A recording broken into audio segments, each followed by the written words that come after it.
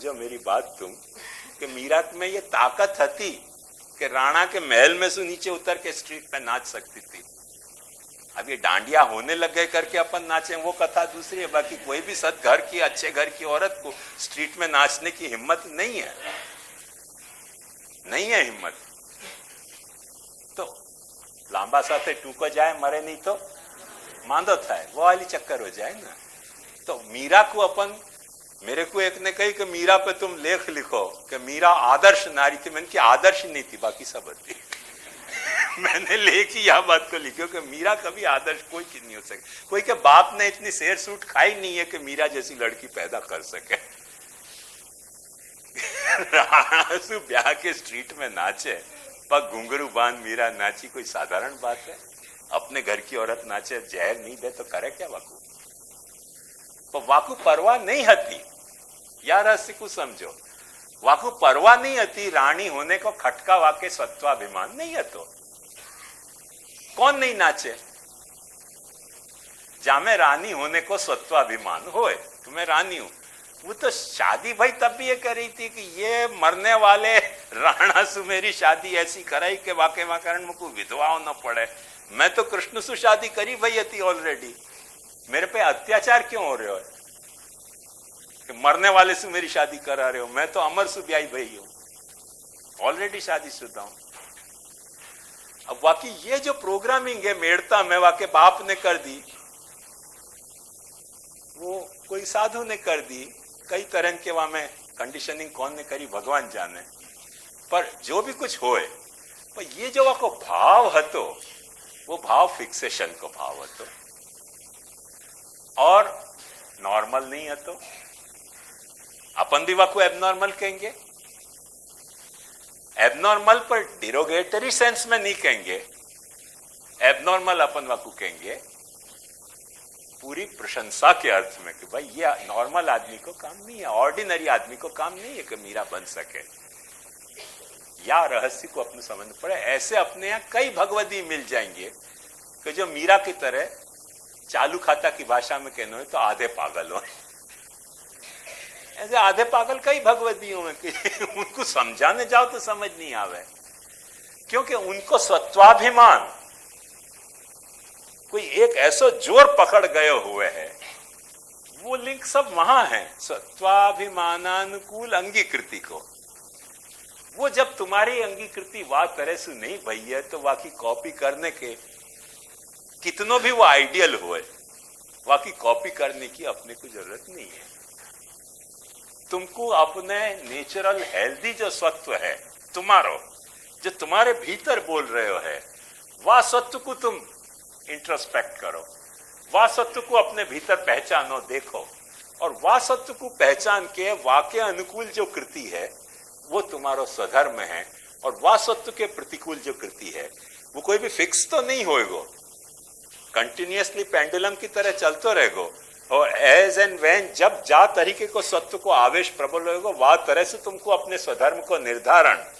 Almost ये situation ऐसी है, एक बात ध्यान समझो, जैसे अपन कार ड्राइविंग कर रहे हैं, कार ड्राइविंग कर रहे हैं, वहां में अपन कोई भी एक प्रिंसिपल एडॉप्ट नहीं कर सके कि हम ओवरटेक ही करेंगे, कि या जो है वो हम ऐसे कार के पीछे ही कार चलाएंगे, या फिर जो है वो हम हॉर्न ही बजाएंगे, कि हम रोकेंगे ही नहीं कार को।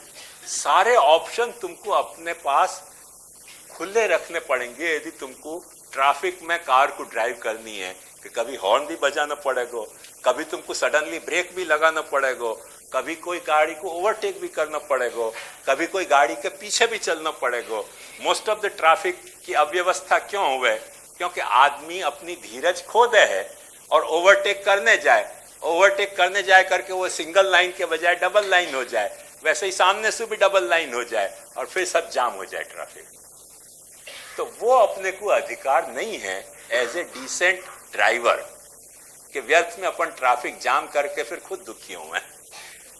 यदि अपन डिसेंट ड्राइवर हैं तो अपने को वो जजमेंट आना चाहिए कि कब ओवरटेक करना, कब लाइन में चलना, कब हॉर्न बजानी, कब गाड़ी को रोक देनी, नहीं चलानी। वो सत्वाभिमान कैसे फ्लक्चुएटिंग है। एक अभिमान रख के तुम चलो कि सारो काम हम स्टीयरिंग से कंट्रोल करेंगे, नथिंग डूइंग। स्ट्रीट की ट्रैफिक तुमको अलाउ नहीं करेगी। ऐसे ये दुनिया तुमको एक सत्व के बलबूते पे जीनो अलाउ नहीं कर सके, क्योंकि तुम अकेले तो हो नहीं है दुनिया में।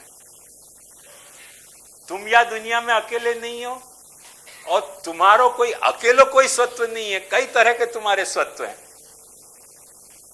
जो सिचुएशन की डाइवर्सिटी है, वाकू समझो कि तुम एक तो अकेले नहीं हो दुनिया में, और तुम्हारो कोई एक ही तरह के को सत्व हो, होमोजीनियस, ऐसा सत्व होता तो कोर्स सिंपल हो जाता। आज हजारन साल से बेचारो गधा ऊंची ऊंची कह रहे हो, कोई दूसरा शब्द बोले? आदमी कितनी सारी भाषा बोलने लग गए। जैसे हमारा ही तुम उदाहरण देखो, हम लोग आंध्र ब्राह्मण, क्या लेना देना हमारा गुजराती स्वर, मराठी स्वर, ये ब्रजभाषा से। तो हमारी स्थिति है कि मदर टंग नहीं आवे, बाकी बहुत सारी टंग आ रही है।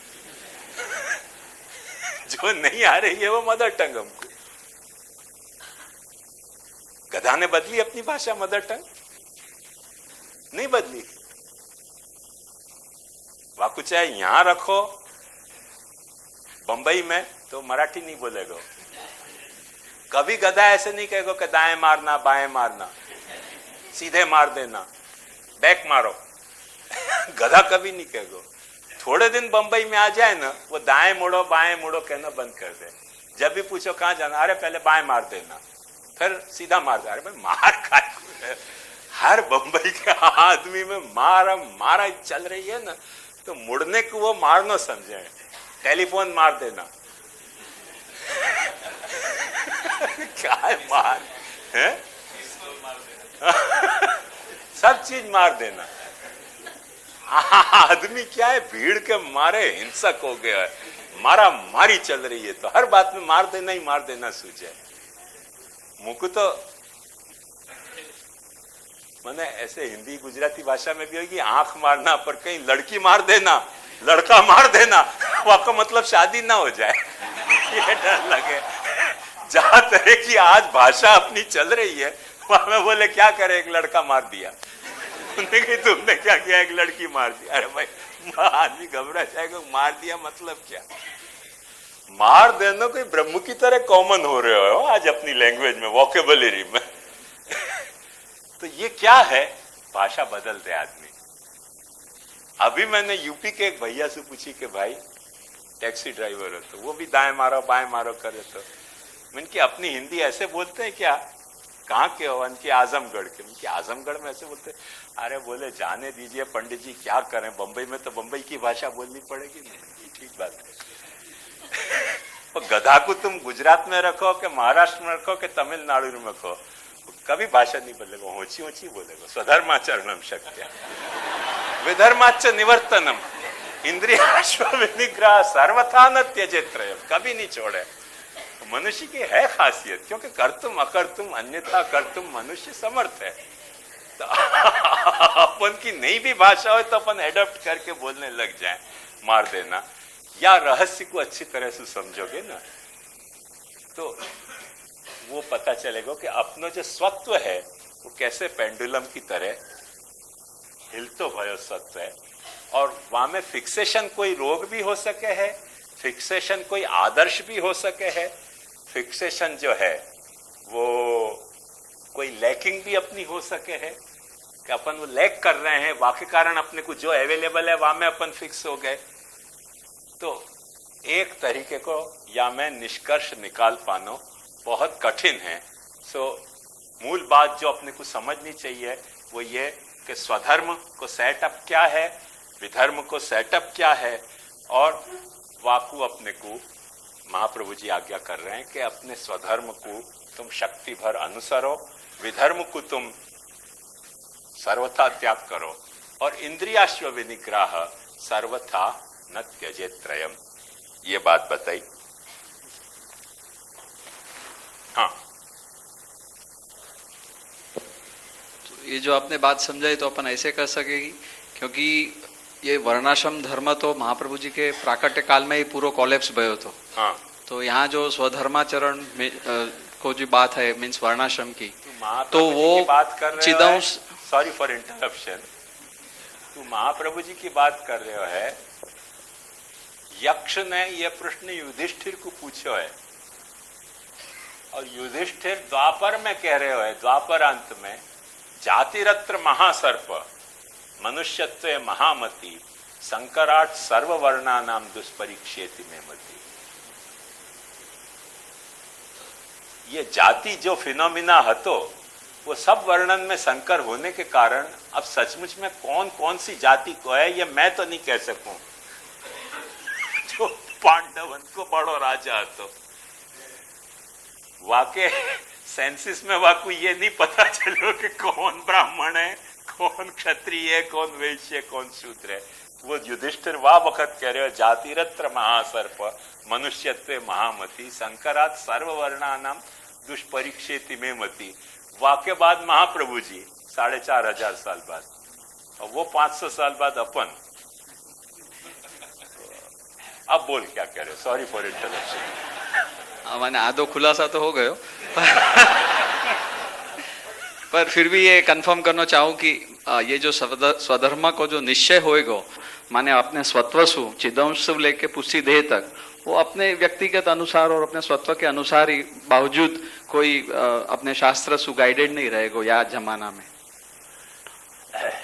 ये सिंपल फिनोमिना तो है नहीं, मैंने बता दियो। क्योंकि कुछ तुम्हारो सत्व जो है वो तुम्हारो स्वभाव घड़ रहे है, कुछ तुम्हारो सत्व जो है वो तुम्हारी जाति घड़ रही है, कुछ तुम्हारो सत्व जो है वो तुम्हारे संस्कार घड़ रहे हैं, कुछ तुम्हारो सत्व तुम्हारो समुदाय घड़ रहे है, कुछ तुम्हारो सत्व तुम्हारो शास्त्र घड़ रहे हैं जिन शास्त्रन को तुमने मान्यो। तो वो बहुत कॉम्प्लेक्स फैक्टर है। जितना अपन सिंपल समझ रहे हैं उतना फैक्टर नहीं है। ये बात ध्यान में देने की है। हाँ श्योर।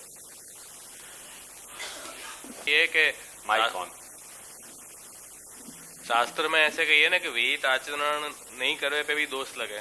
हाँ, जैसे निषिद्ध आचरण करे पे दोष लगे, विहित आचरण करनो कियो है नहीं करे तो दोष लगे। हाँ। तो वास्तव स्थिति में अपन स्वधर्माचरण को इतना फ्लेक्सिबल कर ले हाँ। तो फिर कोई दोष लगे ही नहीं है फिर तो।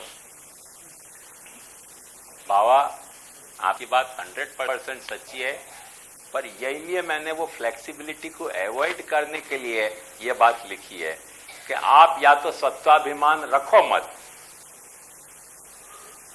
रख रहे हो तो फिर आप ऐसे नहीं कह सकोगे।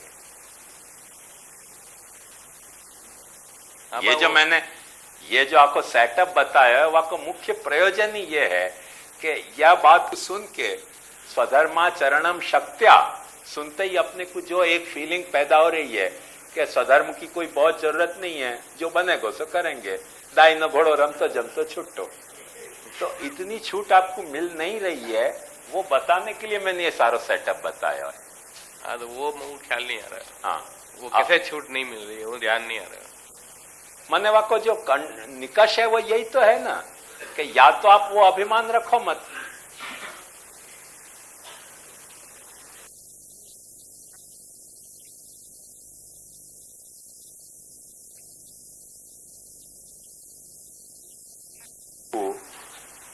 परिवार को अभिमान त्यागना पड़े।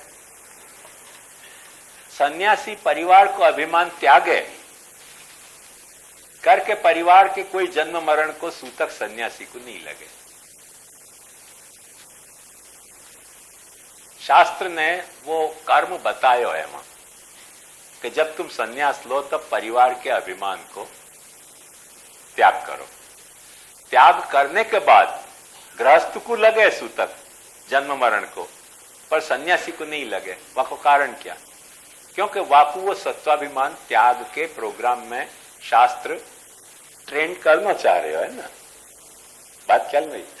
अब अपन यो कह रहे हैं कि नहीं, वाह तरीके को सत्वाभिमान तो हम रखेंगे, तब वह सत्वाभिमान के प्रतिकूल जो भी कुछ आपकी कृति है वो आपकी विधर्म में अनुकूल है, तो आपको ये बात अपना एटीट्यूड पॉजिटिव रखना ही पड़ेगा कि वह सत्वाभिमान के अनुकूल आपसे जो कुछ बन सके वो आपको करना है, छोड़ना नहीं है। वालिय महाप्रभु जी शक्तिया कह रहे हैं। वालिय मैंने आपको सेटअप बताया कि स्वधर्म जो है वो स्वशक्ति को इंप्लाई कर रहे है। स्वशक्ति जो है वो स्वावेश को इंप्लाई कर रहे हो, स्वावेश जो है वो स्वाभिमान को इंप्लाई कर रहे हो, और स्वाभिमान जो है वो अपनी सत्वानुकूलांगी कृति अथवा सत्वानुकूल अपनी साधन निष्ठा से गवर्न हो रहे हो। तो जो साधन आप कर रहे हो, जो भी साधन आप कर रहे हो, वो साधन के अनुकूल आप में नहीं भी होए, जो बंबई को जो मैंने उदाहरण दिया ना मारने को, वो क्यों दियो, आपको मुख्य कारण समझो कि बंबई में जब वक्त अपने को स्ट्रीट में मूव करना है तो वो आपकी साधन निष्ठा कैसी भाई, जो बंबई की भाषा है बोलने की, नहीं तो सामने वाला आदमी समझेगा नहीं ना। अपन बहुत जो है वो अपन एकदम आदर्श हिंदी में बात करें तो लोग समझ ही नहीं पाएंगे कि क्या बात कही तुमने। मार्गों को तो तुरंत समझ आ जाएगी। अपन ऐसे कहें कि वाम भाग में ऐसे परावर्तित हो, अब दक्षिण हस्त में परावर्तित हो, कोई समझ नहीं पाएगा क्या क्या रहे हो भाई, मनुष्यों के हैवान बोल क्या रहे हो। बाएं मारो कहते ही तुरंत सबके समझ में आ जाए। क्यों समझ में आ जाए? क्योंकि साधन निष्ठा एट लार्ज बात तरह की चल रही है, बात चल में। तो ये जो है वो आखिर कंडीशनिंग को प्रोसेस है। वहां में आप छटक सको, वहां में जो जा वक्त जो है वो आप जो है वो डुप्लीकेसी कर रहे हो कि मान कुछ रहे हो और कर कुछ रहे हो, तब वो बैड फेथ आ रही है। यदि आप में वो साधनानुकूल निष्ठा नहीं है तो महाप्रभु जी क्या कह रहे हैं, वो मार्ग को पकड़ो मत। यही लिए कल परसों भी मैंने समझाया कि यदि अपन में अनुराग ही प्रबल है तो व्यर्थ में भक्ति में आने को प्रयास ही नहीं करना चाहिए। यदि अपन में विराग ही प्रबल है तो भक्ति में आने को प्रयास नहीं करना चाहिए, क्योंकि वो सत्व आपसे निभेगा नहीं। भक्ति वालों, आप कोई के नकल करके भक्त बन जाओ, पर विराग प्रबल है तो भक्ति निभेगी नहीं, अनुराग प्रबल है तो भक्ति निभेगी नहीं। न निर्विण्णो नाति सकता भक्ति योग से सिद्धिता। तो वो आपको सत्व को आपको अपने सत्व में या तो अब आप देखो, या जो आपको भक्ति मार्ग पे ले जाना चाहते हो, वाकू ये कह लेनी चाहिए कि भाई याकू अपन व्यर्थ में चेला बना रहे हैं कि भक्ति मार्ग को पथिक बनाना चाह रहे हैं। यदि भक्ति मार्ग को पथिक बनाना चाह रहे हैं सिंसियरली, तो वो डायग्नोसिस करनी जरूरत है। और चेला बनाना है तो फिर बनाओ, वहां में तो क्या, वहां में तो वो एक पाछो एक दूसरा सत्व आ गया ना, मुंडने को, चेला मुंडने को। तो वो तो एक नहीं हजारों मुंड लो, वहां में क्या फर्क पड़े। पर वो आपके सत्व के, यदि आप भक्ति को सत्व कह रहे हो कि मेरा सत्व भक्त होने को सत्व है, तो वह भक्ति के सत्व से जो विरुद्ध जाती बात है वो आपके लिए भी धर्म हो जाएगा। सीधी सी बात ही है। तो ये जो है वो इतना, जैसा अपन को ये सत्या कहने से जो जैसी अपन यह सोच रहे हैं कि कैओटिक सिचुएशन हो रही है, उतनी कैओटिक सिचुएशन नहीं है। वो बात के लिए मैंने ये पूरा सेटअप समझाया। नहीं, हमें प्रैक्टिकली जो प्रॉब्लम्स है वो मैं कहना चाह रहा हूँ कि आज प्रैक्टिकल ये प्रॉब्लम है कि जो वर्णाश्रम के जो नियम वगैरह हैं वो तो कोई सो निभ नहीं रहे हैं। मतलब वो तो अब साधन निष्ठा ही नहीं है, तो अब सत्व अभिमान तुम रख रहे हो तो भी वो केवल नाम सो कॉल्ड है। मतलब वास्तविकता में वैष्णव आचार जो है वो अभी निभा पा रहे हो आदमी, तो फिर कहाँ निभा पा रहे हो बाबा, मतलब निभा रहे हो वाकई कंपेयर में। अरे महाप्रभु जी के वंशज नहीं निभा रहे हैं तो वैष्णव कहाँ से निभाएंगे? वैष्णव तो निभा रहे हैं, कम से कम वैष्णव वंशज नहीं निभा रहे, कुछ नहीं। वो हवेलीवादी हैं, ये हवेलीवादी हैं। बात तो एक ही है कि निभा कौन रहे है? कोई नहीं निभा रहे हो। ना वो निभ रहे हो ना यहाँ निभ रहे हो, ना वैष्णव से निभ रहे हो, क्योंकि वैष्णव एट लार्ज ये समझ रहे हो है कि ये घर में भांजगढ़ सेवा की घुसानी नहीं चाहिए, नहीं तो दुखी हो जाएंगे। सारा परिवार